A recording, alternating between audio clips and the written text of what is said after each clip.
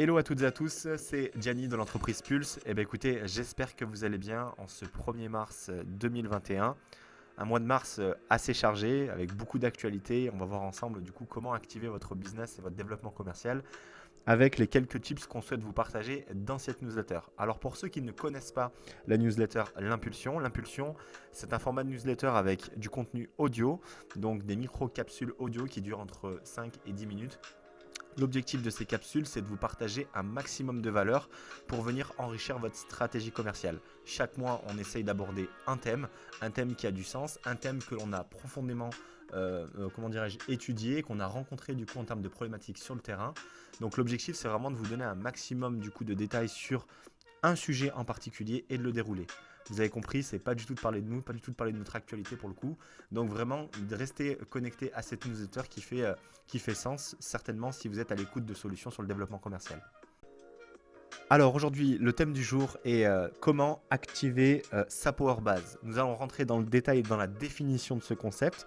Nous allons voir pour qui la notion de Power Base peut être intéressante. Et surtout, on va voir pourquoi et comment activer sa Power Base concrètement en vous donnant même accès à certains logiciels qui peuvent vous permettre de faciliter le travail de mapping et faciliter le travail d'approche au sein de votre réseau. Donc on va voir ça ensemble, c'est parti.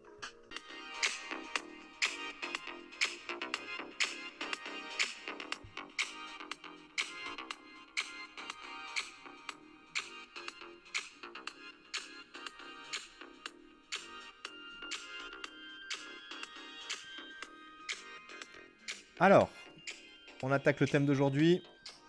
Comment activer sa Power Base? Alors, pour définir le concept de Power Base, on va s'appuyer du coup sur des éléments assez pragmatiques, puisque finalement, sa Power Base, si on retranscrit le mot en français, c'est ni plus ni moins que l'activation de son réseau. On a tous en moyenne 500 personnes qui font partie de notre réseau, qu'il s'agisse de nos amis, nos collègues, anciens partenaires de formation, anciens, collègues de boulot ou anciennes connaissances clients que vous avez pu avoir. Vous avez aujourd'hui un réseau qui est plus ou moins établi, plus ou moins travaillé. On va voir dans le détail maintenant aujourd'hui dans quelle mesure et dans quel contexte il va être utile d'utiliser et d'activer sa Power Base. On va essayer de s'attarder du coup un petit peu aux bénéfices, au pourquoi finalement c'est important de le faire. Et on va surtout passer du temps à comprendre comment on peut l'activer correctement. L'objectif, c'est absolument pas faire d'impair. Il y a des personnes qu'il faut contacter, d'autres sur lesquelles il faut temporiser. Et on ne va pas forcément demander la même chose à son réseau, on ne va pas l'aborder de la même façon. Donc très important aujourd'hui cette micro-capsule, puisqu'elle va vraiment vous permettre de vous mettre le pied à l'étrier pour enrichir votre stratégie commerciale. Donc sans plus attendre, du coup, on rentre dans le détail de alors, c'est quoi finalement une Power Base? Donc, sa Power Base, si je devrais le définir, c'est vraiment le concept de réseau. Le réseau, à proprement parler, ce sont les personnes qui constituent votre socle de relations sociales et professionnelles. Donc, le réseau, on en a absolument partout aujourd'hui. On en a dans la sphère réelle, dans le monde réel, c'est vos amis, vos collègues de bureau, tous les gens qui vous entourent physiquement autour de vous, mais c'est également les personnes qui sont maintenant et qui sont ancrées et même j'ai envie de dire mémorisées dans votre environnement digital. Il va s'agir aussi bien de votre réseau sur LinkedIn, de votre réseau de relations, votre base mail ou aussi bien votre réseau de clients que vous puissiez avoir dans votre CRM. Donc, qui c'est que ça va intéresser à proprement parler d'activer sa Power Base et dans quel contexte on va être intéressé d'activer une logique de Power Base? Par exemple, je prends souvent l'exemple du coup d'un dirigeant de TPE, PME qui vient de recruter une ressource, que ce soit un commercial, un business developer, et qui se demande du coup comment lui mettre le pied à l'étrier, comment l'aider de la meilleure des façons. Donc forcément, il va y avoir les logiques d'intégration, on va lui donner le bon PC, on va lui donner la voiture, on va lui donner l'accès à la CRM, et à un moment donné, fatalement, il va falloir y aller, quoi. Il va falloir rentrer et passer en mode action. Donc ce passage à l'action, il est plus ou moins douloureux, plus ou moins facile à faire, surtout si on est un prospect ou surtout si on est un entrepreneur qui démarre une activité. Lorsqu'on démarre une activité ou lorsqu'on démarre sur un nouveau poste ou lorsqu'on démarre sur un nouveau secteur géographique, on est confronté un peu tous à la même difficulté, c'est-à-dire l'appel à froid. L'appel à froid, la prospection à froid, ce qu'on appelle dans le cold calling. Donc il y a plus ou moins de tips qui peuvent permettre de faciliter du coup cette prise de fonction, ce démarrage d'activité commerciale, c'est l'activation de l'apport base. Et c'est justement tout l'intérêt d'en parler aujourd'hui, c'est de mettre un petit peu de facilité et un petit peu finalement d'impulser cette démarche pour qu'elle soit la moins entre guillemets douloureuse possible. Donc ça va intéresser les dirigeants de PME qui sont dans une logique d'intégration d'un nouveau collaborateur sur l'aspect commercial et qui souhaitent du coup lui donner un petit coup de main. Ça va intéresser les entrepreneurs, les consultants, les coachs, les formateurs. Ça va intéresser toutes les personnes qui sont aujourd'hui propriétaires d'un business et qui souhaitent développer leur activité commerciale. Ça va intéresser également les startups qui sont aujourd'hui parfois dans une logique de recherche de fonds, dans une logique de recherche de business model et ont besoin du coup de rendez-vous, ont besoin de confronter leur business model à d'autres visions, à d'autres prismes. Donc du coup, c'est très intéressant d'activer sa power base dans une logique commerciale, certes, mais aussi dans une logique de recherche d'interaction, dans une recherche de dialogue. Donc pourquoi l'activer? Donc l'activer, c'est déjà se faire moins mal. Effectivement, comme je l'ai dit tout à l'heure, le cold calling, c'est quelque chose d'assez difficile à mettre en pratique puisqu'il s'agit d'aller vers l'inconnu. Et spontanément, en tant que personne, on a du mal à aller vers quelqu'un qu'on ne connaît pas. La peur de déranger est toujours présente, la peur d'échouer, la peur tout court est un des principaux freins que rencontrent la plupart des personnes lorsqu'elles se lancent dans une démarche de contact froid vers l'autre, qu'il s'agisse sur le fond d'une démarche commerciale ou d'une démarche de collaboration sur un projet. Donc l'objectif et le pourquoi finalement d'activer sa power base, pourquoi c'est important de le faire, eh ben c'est finalement un peu, si je devais prendre l'analogie avec un sportif, c'est commencer à faire des tours de terrain. C'est s'échauffer. On commence pas tout de suite dans le dur, on commence à aller voir son réseau, on commence à parler de son projet autour de soi. Quand bien même ce n'est pas votre réseau qui est la cible prioritaire de votre projet, il y a toujours des histoires autour de vous qui disent bah, il a connu un tel, qui a connu un tel, qui a connu un tel, qui fait qu'il y a eu opportunité. Ne sous-estimez pas la puissance de votre réseau, quelle que soit sa taille et quelle que soit finalement sa portée. Parce que je peux vous garantir que des fois, il suffit d'un contact pour faire basculer un projet d'entreprise. Garder son réseau en attente, ça c'est l'un des... Garder son réseau au courant, garder son réseau en alerte. C'est un des deuxièmes points, un des deuxièmes bénéfices de l'activation de sa power base. Ben, ça permet de tenir les gens au courant. Qu'est-ce que vous faites? Où vous en êtes? On change en moyenne 2 à 3 fois de poste sur 5 ans. C'est bien de tenir votre base de contact au courant, même si vous avez des relations peu ou pas du tout approfondies avec vos anciens clients, vos anciens prospects.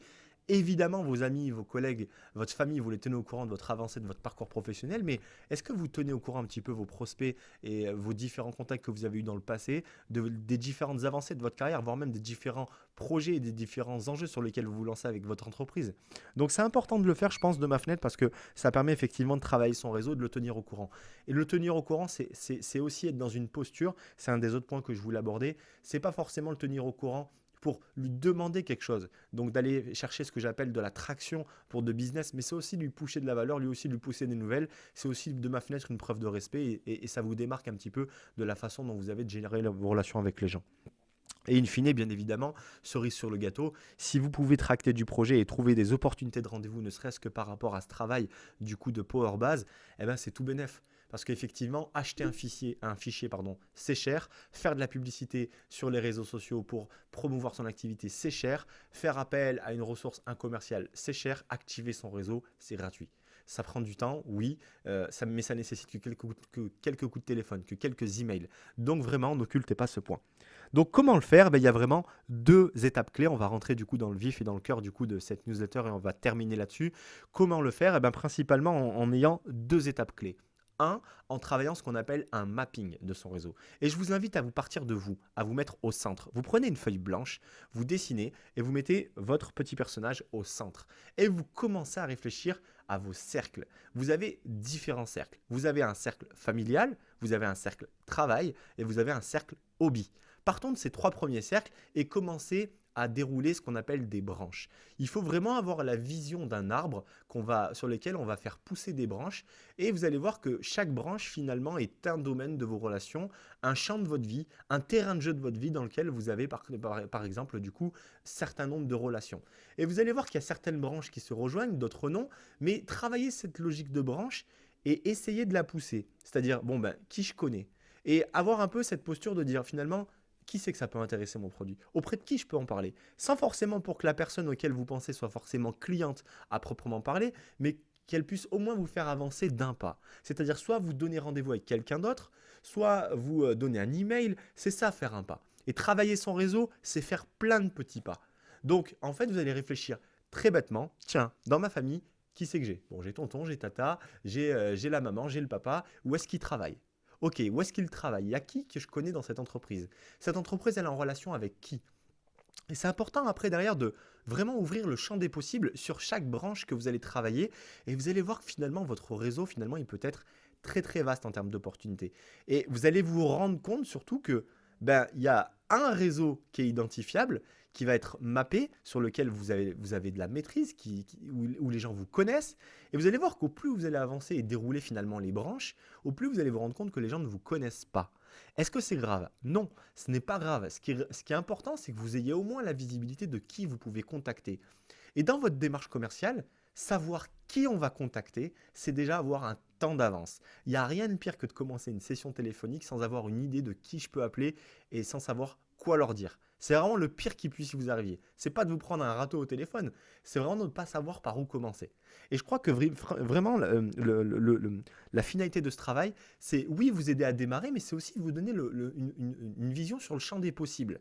Donc l'activation de la Power Base, elle a profondément du sens là-dessus. Donc le travail de mapping, il peut se faire manuellement sur une feuille A4 avec un stylo vraiment très simplement. Mais il peut se faire aussi avec des logiciels que vous pouvez emporter partout avec vous. Je vous en partage un justement en lien de cette newsletter qui s'appelle MindMinster. MindMinster, c'est un outil de visualisation en fait qui permet de partir d'une bulle, de créer plein de petites bulles, et c'est véritablement une espèce d'arbre que vous allez créer. Donc partez du coup de votre relation la plus proche, votre relation familiale, ensuite partez de votre job. En partant de votre job, partez de votre précédente expérience, vos anciens employeurs. Partez de, si vous êtes actuellement dans un job, de vos clients. Qui sont les relations de vos clients? Par exemple, je connais une entreprise X. Est-ce que l'entreprise X, qui, entre guillemets, je sais, je vais la reprendre, excusez-moi. Qui connaît qui, quoi? C'est-à-dire mon client, il a aussi des relations, mais c'est qui ces relations? Est-ce que moi, il y a certaines de ces relations que je connais? C'est ça, c'est ces questions-là qui sont importantes de se poser. Est-ce que mon client peut me mettre en relation avec ce client? Oui, non. Et on essaie d'identifier via les branches, en fait, via ces relations, en fait, qui peut m'aider. Et qui peut m'aider à faire quoi? Est-ce qu'il peut concrètement m'amener et me faire de la recommandation? Est-ce qu'il peut me donner un email? Est-ce qu'il peut me donner un téléphone portable? C'est ça, travailler sa base. Et cet atelier-là, si vous le faites correctement, si ce travail de mapping, vous le faites correctement, au vu du nombre de relations que vous avez aujourd'hui dans votre téléphone portable, sur LinkedIn, dans votre base mail, que ce soit vos relations physiques, amicales, vos hobbies, votre club de sport, votre nounou, enfin vraiment, mettez tout à plat, eh ben ce travail, il peut vous prendre au bas mot 1 jour, voire 2 jours. Vraiment. Si vous le faites sérieusement, ben franchement, ça peut vous prendre du temps. Est-ce que la Power Base et le mapping se travaillent une fois pour toute sa vie ou est-ce que ça se travaille régulièrement? Je crois, avec beaucoup d'humilité, que ça se travaille mois par mois. C'est-à-dire que votre cercle de relations grandit. Il y a des gens qui sortent de votre réseau, ils ne sortent pas on-off, hein, ils ne sortent pas du jour au lendemain, mais il y en a qui sortent, il y en a qui rentrent, il y a de nouvelles opportunités qui arrivent. Bref, il y a toujours forcément des nouvelles choses qui se passent. Donc votre réseau de ma fenêtre, il doit être travaillé et ce réseau de mind mapping, il doit être travaillé mensuellement pour vous permettre finalement d'aller, à chaque fois que vous avez une branche, aller jusqu'au bout. Deuxième chose qui est intéressante, c'est qu'on va travailler des fois son mapping et sa power base sur en fait une vision qu'on a du produit qu'on veut vendre. Je m'explique. Par exemple, vous vous dites, je vais travailler mon produit et je commence déjà presque à réfléchir avec une certaine orientation. Je vends une formation, je vends un photocopieur, je vends un ordinateur. Et quand je réfléchis, je suis en train de développer mon réseau en me disant, tiens, c'est lui ou lui, à lui ou lui que je peux vendre ce produit. Ayez aussi la logique de mind mapping et prenez un temps de recul des fois, d'où l'intérêt de le faire mensuellement sur un autre produit. Vous allez voir qu'en débloquant ou en changeant du coup de terrain de jeu, en essayant de vendre autre chose ou en essayant d'avoir une autre approche, c'est-à-dire non plus cette fois dans une logique commerciale, mais dans une logique projet, vous allez vraiment trouver d'autres branches. Parce que notre cerveau des fois nous restreint. Le fait simplement de vouloir vendre quelque chose, on va se limiter. Il y a des gens qu'on ne va pas vouloir aller voir. Alors que si je vous dis travailler votre mapping juste pour parler de votre projet en mode zéro intérêt et pure bienveillance et vous parlez juste de votre projet à droite et à gauche, vous allez voir que vous allez prendre un maximum du coup de contacts. Donc ensuite dans l'approche. L'approche, il faut vraiment que vous ayez une méthodologie. C'est-à-dire qu'une fois que vous avez posé sur le papier votre mind map, Bah, c'est quand même assez important que du coup que vous sachiez quoi dire à qui. Et toutes les personnes de votre réseau ne s'activent pas, ne se contactent pas de la même façon. De sorte que, à aujourd'hui, vous allez par exemple, il y a des personnes que vous allez tutoyer, il y a des personnes que vous allez vous voyer, il y a des personnes à qui vous allez demander un numéro de téléphone pour ça, d'autres un rendez-vous, d'autres vous allez vraiment pouvoir leur vendre, ça va vraiment être un client potentiel. Donc vraiment, poser un petit peu le champ des possibles sur les approches. Moi, ça me paraît être quelques briques de méthodologie. Donc voilà pour ce travail du coup de mind map. Je voulais pas vous prendre trop de temps aujourd'hui sur cette première newsletter, sur cette partie comment activer sa Power Base. Si vous avez des questions, revenez vers moi. On a plein de tips à vous partager sur la méthode. On pourra vous partager un exemple de Power Base pour ceux qui le souhaitent, en tout cas à partir de notre fichier mind map. Donc n'hésitez pas, revenez vers nous. C'était Gianni et j'espère que ça vous a apporté pas mal de valeur ajoutée pour votre business. À très vite. Bye.